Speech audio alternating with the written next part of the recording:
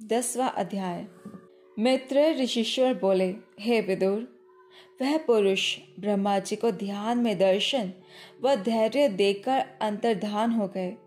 ब्रह्मा जी ने उस पुरुष की कृपा दृष्टि से अपने में संसार रचने की सामर्थ्य पाकर जगत की उत्पत्ति करना आरंभ किया। पहले उन्होंने देवताओं को 5 तत्वों समेत, जिसका वर्णन ऊपर हो चुका है, फिर अनेक रंग के वृक्षों और पशु पक्षियों को उत्पन्न किया।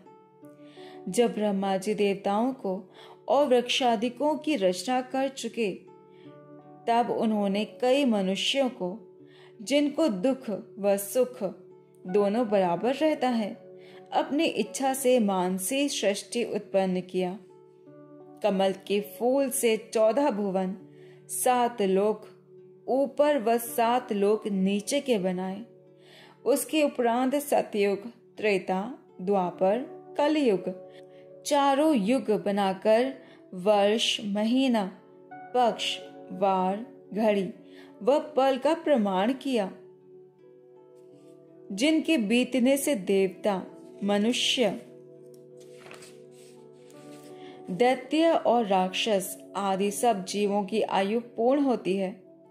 देवता, दैत्य, राक्षस और मनुष्य की योनि सामने तथा पशु पक्षी आदि की योनि पीछे होती है। ब्रह्मा की आयु के एक दिन में 14 मनवंतर बीतते हैं। एक मनवंतर में 71 चतुर्युगी भोग करते हैं, जो 994 चतुर्भुज हुए। यह बीत जावे तो ब्रह्मा की आयु का एक दिन समझना चाहिए। उसी दिन के प्रमाण 30 दिन का महीना, 12 महीने का वर्ष और 100 वर्ष की आयु ब्रह्मा की है। रात भी उनकी उसी दिन के बराबर होती है। सो ब्रह्मा जी दिन भर जीवों की उत्पत्ति करते हैं। जब ब्रह्मा का एक दिन बीतकर संध्या होती है, तब जगत का प्रलय होता है और सब संसारी जीव नष्ट हो जाते हैं। जब रात बीतकर सवेरा होता है, तब फिर ब्रह्मा जी सब जीवों को उन्हीं के कर्मानुसार वैसी वैसी योनि में उत्पन्न करते हैं। इसी तरह जब 50 वर्ष ब्रह्मा जी की आयु बीत जाती है, तो उसको अर्ध प्रलय कहते हैं। और जब 100 वर्ष ब्रह्मा जी की आयु पूरी होकर उनका तन छूट जाता है, तब महाप्रलय होकर चारों तरफ पानी के सिवा और कुछ नहीं रहता। एक वही आदि पुरुष अविनाशी अकेले रह जाते हैं।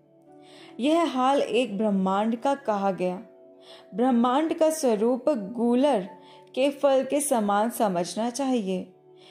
इसी तरह बहुत से ब्रह्मांड हैं और सबके मालिक, उत्पन्न, पालन व नाश करने वाले आदि पुरुष भगवान ही हैं। वह चाहे तो कई हजार ब्रह्मांड एक क्षण में उत्पन्न करके फिर उनका नाश कर देवे। इसका भेद कोई नहीं जान सकता। वे नारायण जी उस समय भी थे जब कोई नहीं था, और जब कुछ न रहेगा तब भी वे अविनाशी पुरुष स्थिर रहेंगे।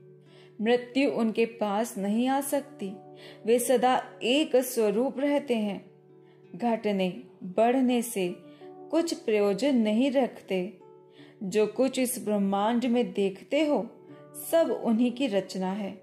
जो काम उत्तम मध्यम किसी मनुष्य से होता है, सबका हाल वे जानते हैं। इस ब्रह्मांड को गूलर के फल के समान समझना चाहिए।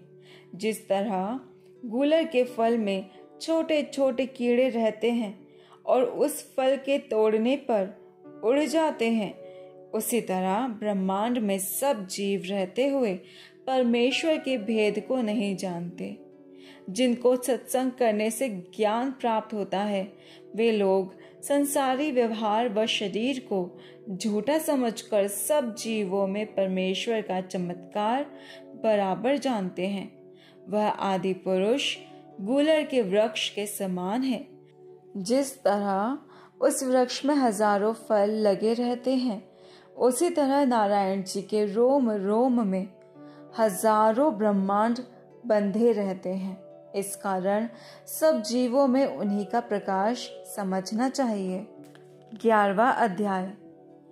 मैत्रेय ऋषीश्वर ने कहा, हे विदुर, जब ब्रह्मा जी को देवताओं और मनुष्य आदि को उत्पन्न करने पर भी संतोष नहीं हुआ, तब उन्होंने सृष्टि बढ़ाने के वास्ते सनक, सनंदन, सनातन व सनत कुमार को, जो लोग नारायण जी के अवतार हैं, अपने हृदय से उत्पन्न किया और उनसे कहा कि तुम लोग भी प्रजा उत्पन्न करो और हमसे जो वरदान मांगो सो देवें।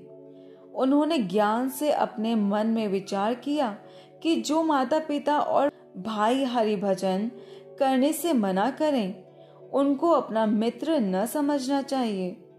ऐसा विचार कर सनत कुमार आदि चारों भाइयों ने ब्रह्मा जी से कहा कि हम लोग यही वरदान मांगते हैं कि सदा हमारी अवस्था 5-5 वर्ष की बनी रहे।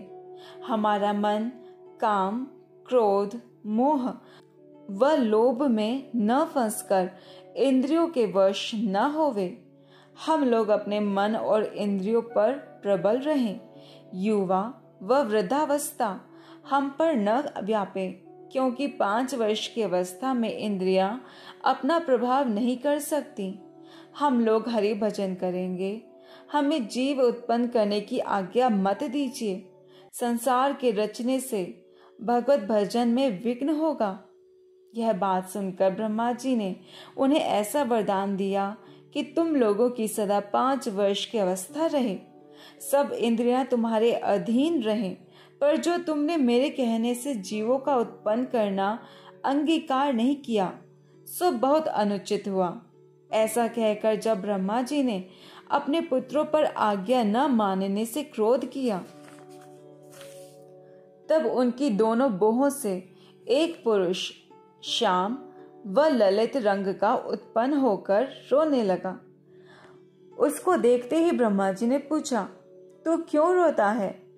तब उसने उत्तर दिया, मैं चाहता हूं कि मेरा नाम धरकर मुझे कोई काम बतलाओ। ब्रह्मा जी ने कहा, तूने उत्पन्न होते ही समय रुदन किया, इसलिए मैंने तेरा नाम रुद्र रखा। तू जीवों की उत्पत्ति कर सब देवताओं में श्रेष्ठ होकर रह। संसार में शिव, शंकर, भोलानाथ, महादेव आदि तेरे अनेक नाम प्रसिद्ध होंगे। रुद्र ने ब्रह्मा जी की आज्ञा से राक्षस, भूत, पिशाच आदि जिनके स्वभाव में काम, क्रोध, लोभ व अहंकार भरा था, अपनी इच्छा से उत्पन्न किया, किंतु उन लोगों से ब्रह्मा जी को संतोष नहीं हुआ। उन्होंने रुद्र से कहा, हे रुद्र, तेरी उत्पत्ति क्रोध से हुई है। जब तक तेरे अंतःकरण में सतोगुण नहीं आएगा, तब तक तुम्हारे उत्पन्न किए हुए जीव अधर्मी होंगे। इसलिए तुम पहले जाकर परमेश्वर का तप करो। जब तुम्हारे स्वभाव से तमोगुण छूट कर सतोगुण का प्रवेश हो, तब सतोगुण से जीवों की उत्पत्ति करना। तप करने से तुम्हें परमेश्वर का दर्शन मिलेगा। यह बात सुनते ही रुद्र जीवों की उत्पत्ति करना बंद करके तप करने को चले गए।